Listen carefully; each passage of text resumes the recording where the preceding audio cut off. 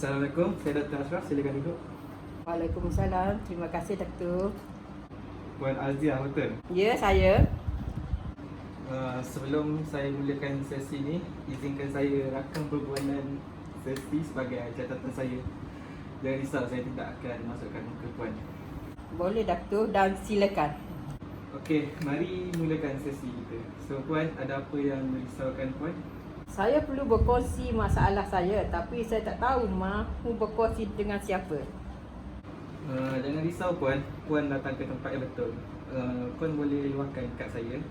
Dia adalah kerja saya. Terima kasih Datuk. Okey, sebelum apa-apa mari kita mulakan. Saya akan menjadi kaunselor puan dan saya akan cuba yang terbaik untuk mendengar dan fahami masalah puan. Puan boleh berkongsi apa saja. Saya faham Datuk. Okey, sekiranya puan bersedia, kita boleh mulakan sekarang. Saya sebenarnya bekerja sebagai ketua jurawat di Hospital Johor Bahru ni hampir 20 tahun. Sebelum wabak COVID-19, saya sudah tiada semangat lagi mahu bekerja di situ. Okey, so puan rasa puan tiada semangat.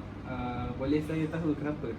Rasa perasan ramai jurawat lain seperti mengelak daripada saya. Saya tidak tahu kenapa. Mungkin mereka berasa tidak selesa bekerja dengan saya. So, mereka berasa tidak selesa bekerja dengan puan. Boleh saya tahu kenapa puan rasa begitu? Saya sebagai ketua jurawat adalah tugas saya untuk membimbing mereka untuk melakukan tugas. Tapi mereka hanya mengambil nasihat dan tugasan yang saya beri dengan sambil lewa. Malah mereka sering tidak mengendahkan sekiranya saya bercakap. Jadi puan rasa sedih kerana puan rasa tidak diendahkan. Saya tahu kadang-kadang saya juga melakukan kesilapan, tapi saya cuba untuk jadi senior yang baik. Adakah mereka tidak suka saya kerana saya agak tegas? Jadi puan mahu jadi ketua yang baik, tetapi puan terlalu tegas.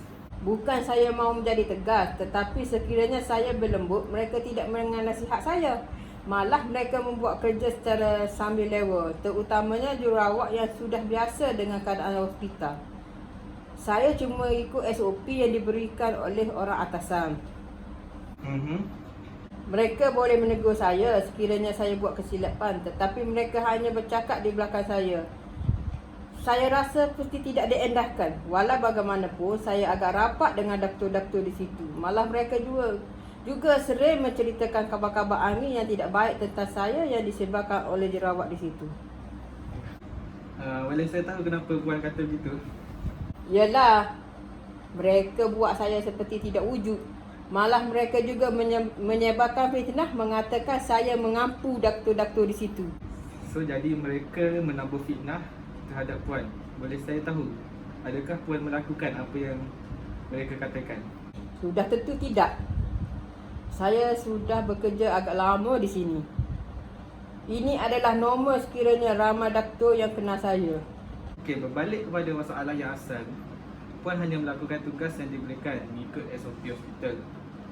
Jadi, kenapa puan rasa jurawat yang bekerja di sana berasa tidak selesa bekerja dengan puan? Saya tidak tahu. Saya rasa kerana saya terlalu tegas dalam mengikut SOP kerja. Apa yang doktor rasa? Okey, pada pendapat saya lah, tindakan puan untuk mengikuti SOP adalah betul. Dan melakukan kerja dengan penuh integriti adalah sifat yang bagus. Jadi kenapa mereka tidak suka bekerja dengan saya? Puan pernah berbincang dengan mereka? Saya tak ada masa nak bincang semua tu. Okey, selalunya kita kena faham dengan orang bawahan yang bekerja dengan kita sebelum mereka faham akan kita. Mungkin mereka perlukan masa untuk sesuaikan diri. Maksud doktor, saya kena bersabar. Jadi apa yang puan rasa? Saya tiada masa, tambah-tambah pula dengan kes wabak sekarang. Saya hanya menghabiskan masa bersama mereka. Sudah hampir 4 bulan saya menghabiskan sepanjang hari saya dengan mereka, tapi mereka masih tidak berubah. Jadi puan tidak suka apa yang mereka lakukan terhadap puan? Mereka tidak mengindahkan saya walaupun kami jurawat sangat sibuk pada masa ini. Okey, pada pendapat saya, puan patut duduk berbincang bersama mereka yang bekerja di bawah puan. Tambahkan pula dengan kerja yang banyak ini, kami tidak masa untuk duduk berbincang. So puan rasa masa adalah masalah sebenar di sini? Apa maksud doktor? Apa yang puan rasa? Saya rasa saya akan cuba untuk berbincang dengan mereka. Tanya mereka jika mereka ada masalah dengan cara saya. Okey, bagus. Itu akan melegakan Puan.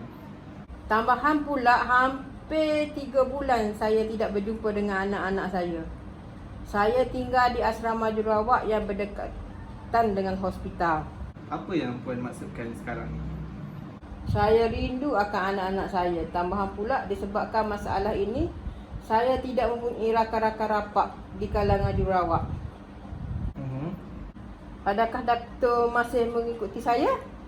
Oh, ya saya. Silakan. Saya sudi mendengar luahan Puan. Maafkan saya, doktor. Tambahan pula dengan gaji yang setipe dengan waktu bekerja, di mana saya bekerja hampir 15 hingga 18 jam sehari. Jadi kenapa Puan tidak pulang ke rumah untuk berjumpa dengan anak-anak Puan?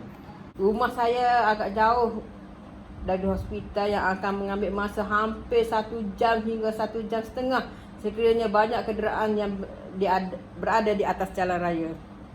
Okey, mari kita berbalik kepada isu utama tadi.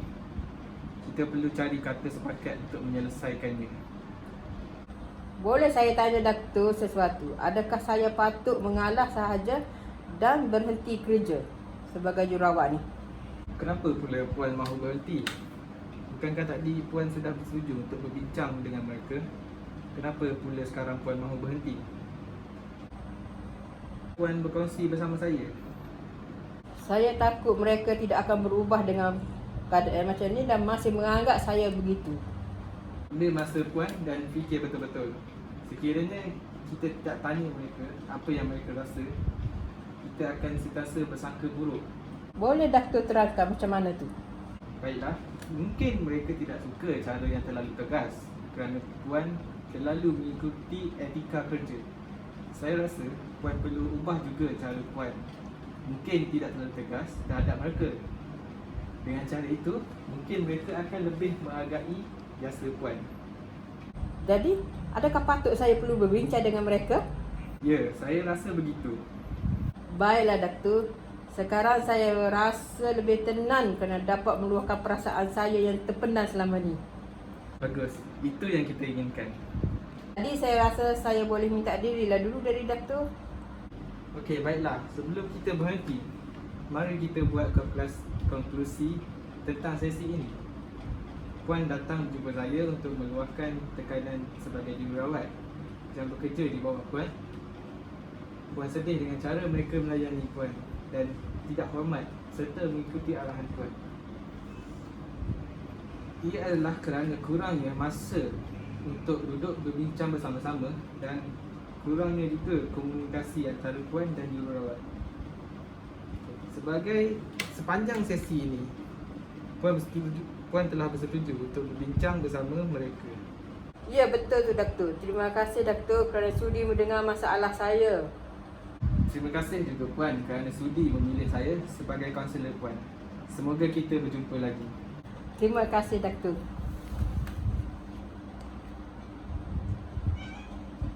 Okey, log klien yang ke 1000 berhenti di sini.